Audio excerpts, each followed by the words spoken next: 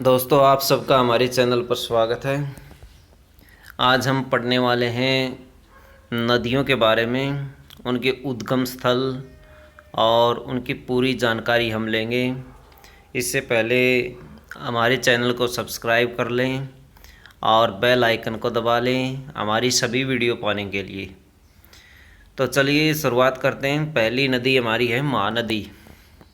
महानदी का उद्गम स्थल रायपुर ज़िले, जो कि मध्य प्रदेश के अंदर है, के दक्षिण पूर्व में सिंघावा पर्वत से निकलकर उड़ीसा में कटक के पास सागर में मिलती है। उड़ीसा में कटक के पास सागर में मिल जाती है। देखिए, चित्र में अच्छी तरह दिखाया गया है। इसका जो उद्गम स्थल है वो रायपुर ज़िले के मध्य प्रदेश से है, मध्य प्रदेश का रायपुर ज़िला। और सिंघावा पर्वत से ये निकलती है दोस्तों। सिंघावा पर्वत से निकल करके ये सागर में गिर जाती है। ये देखिए, इसमें अच्छी चित्र में आप देख सकते हैं। बहाव इसका होता दोस्तों रायपुर, बस्तर और बिलासपुर, और लंबाई इसकी है 860 किलोमीटर। और विश्व का सबसे लंबा बांध जो है हीराकुंड बांध, वो इसी नदी के ऊपर बना हुआ है। देखिए, कटक के पास मुहाना बनाती ये नदी, चित्र में आप देख सकते हैं।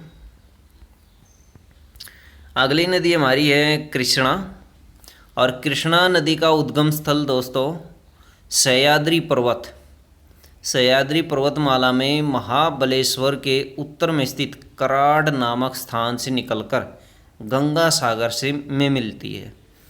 कराड़ नामक स्थान इसका उद्गम स्थल है, जो कि महाबलेश्वर के उत्तर में स्थित है और सह्याद्री पर्वत श्रृंखला के अंदर ये आती है। और इसका जो बहाव है दोस्तों वो सतारा, शांगली, रायचूर, विजयवाड़ा, नागार्जुन सागर आदि में ये बहती है। लंबाई इसकी 1280 किलोमीटर है। नेक्स्ट नदी हमारी है कावेरी। कावेरी का उद्गम स्थल कुर्ग जिला है। और कुर्ग जिला यहाँ से सह्याद्री पर्वत से निकल कर के सागर में मिल जाती है। तो ये है, देखिए चित्र में तो आप देख सकते हैं, ये कुर्ग जिले से निकलती है। और श्रीरंगपत्तनम, शिवसमुद्रम, श्रीरंगम, तंजावुर, कुंभकोणम और त्रिचिरापल्ली से होती हुई ये अरब सागर में गिरती है। तो इसकी लंबाई दोस्तों 800 किलोमीटर, 800 किलोमीटर की लंबाई तय करती है। नर्मदा नदी। नर्मदा नदी का उद्गम स्थल अमरकंटक की पहाड़ियाँ हैं। अमरकंटक से निकल कर के ये भी अरब सागर में गिरती है, देख सकते हैं चित्र में। बहाव इसका ओंकारेश्वर, माधांता, सुकल तीर्थ, भेड़घाट, जबलपुर और कपिल धारा इसके प्रमुख बहाव स्थल हैं। अमरकंटक की पहाड़ियों से निकलती है और ये देखिए चित्र में महेश्वर, ये इसका आखिरी बहाव स्थल है और अरब सागर में गिर जाती है। सती अनुसुईया का मंदिर भी इसी के पास बना हुआ है। एक सती अनुसुईया का मंदिर है, वो इसी के पास बना हुआ है। लंबाई इसकी 1300 किलोमीटर है दोस्तों। गोदावरी। गोदावरी का उद्गम स्थल ब्रह्मगिरी, त्र्यंबकेश्वर, नासिक के नज़दीक है, से निकल कर के गंगा सागर में मिलती है। ये गंगा सागर में मिल जाती है और ब्रह्मगिरी की पहाड़ियों से निकलती है।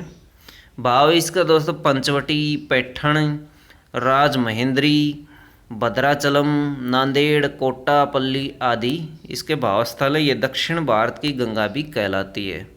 लंबाई इसकी 1450 किलोमीटर है। गंडक। गंडकी अथवा गंडक नदी, जो कि नेपाल में मुक्तिनाथ से थोड़ा आगे दामोदर कुंड से निकलती है।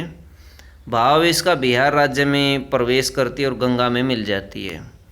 इसका जो भाव है ज़्यादातर वो बिहार राज्य में है और बाद में फिर ये गंगा में मिल जाती है। इस नदी में प्राकृतिक और विभिन्न स्वरूप वाले शालिग्राम प्राप्त होते हैं दोस्तों।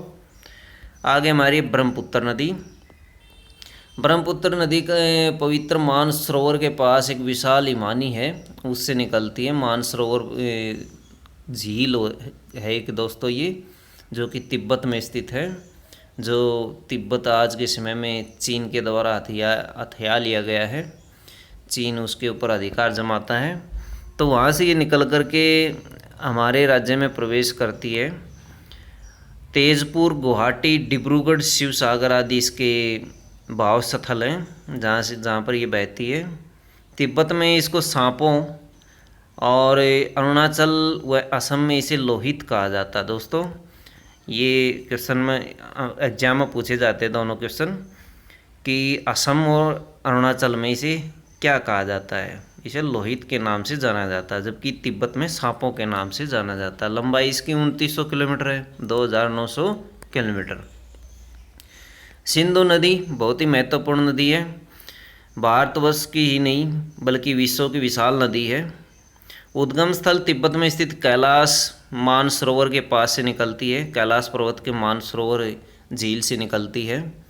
तिब्बत में 250 किलोमीटर, जम्मू कश्मीर में 550 किलोमीटर और शेष 2380 किलोमीटर पाकिस्तान में बहती है। कुल लंबाई दोस्तों इसकी 3180 किलोमीटर है। इसका 80% पानी पाकिस्तान यूज़ करता है और 20% पानी इंडिया यूज़ करता है दोस्तों। वैदिक संस्कृति का विकास इसी के किनारे हुआ। वैदिक संस्कृति, हड़प्पा संस्कृति जिसको कहा जाता है, मोहनजोदड़ो हड़प्पा संस्कृति इसी नदी के किनारे पर बसी थी। आगे हमारी सरस्वती नदी, ये भी काफ़ी पुरानी नदी है। ये हिमालय से निकलती है, हरियाणा, राजस्थान, गुजरात होते हुए सिंधु सागर अथवा अरब सागर में मिलती है दोस्तों। आज के समय में ये विलुप्त हो चुकी है, लेकिन आज भी हरियाणा और राजस्थान प्रदेशों में अंदर ही अंदर प्रवाहित होने की खोज मिल रही है। ये खोजी जा चुकी है यमुनानगर में, हरियाणा के यमुनानगर में इसकी खोज हुई है, उद्गम इसका एक स्थान मिला है। तो बहुत ही पुरानी नदी है दोस्तों ये। आगे हमारी गंगा नदी, पवित्र नदी गंगा। गंगा भारत की पवित्र नदी है। सूर्यवंशी राजा भागीरथ इसे धरती पर लाए थे। उद्गम स्थल उत्तरकाशी जिले में गंगोत्री शिखर पर गोमुख है। गंगा किनारे प्रमुख स्थल इसके ऋषिकेश, हरिद्वार, प्रयाग, काशी, पाटलिपुत्र आदि इसके प्रमुख स्थल हैं जहाँ से बहती है ये। गोमुख से गंगा सागर तक 1450 किलोमीटर इसकी लंबाई है और वास्तविक इसकी लंबाई दोस्तों, कुल लंबाई 2525 किलोमीटर है, 2525 किलोमीटर। तो आप देख सकते हैं गंगा रिवर को। फिर हमारी यमुना नदी। यमुना का उद्गम स्थल यमुनोत्री शिखर है। जिस तरह से गंगा जो थी उसका उद्गम स्थल था गंगोत्री, और इसी तरह से यमुना का उद्गम स्थल है यमुनोत्री। यमुना जो है इसके किनारे पर प्रमुख स्थल बसे हुए हैं, दिल्ली, मथुरा, वृंदावन और आगरा। यह गंगा के समानांतर बहते हुए प्रयाग में गंगा में मिल जाती है और गंगा के साथ साथ गंगा सागर तक जाती है दोस्तों। ये थी हमारी कुछ महत्वपूर्ण नदियाँ। इनसे संबंधित एग्जाम में बहुत से क्वेश्चन पूछे जाते हैं दोस्तों, उद्गम स्थल पूछे जाते हैं और कौन सा शहरी नदियों के किनारे पर बसा हुआ है ये भी पूछ लिया जाता है। तो वीडियो अच्छी लगे तो लाइक करें, हमारे चैनल को सब्सक्राइब करें। धन्यवाद दोस्तों।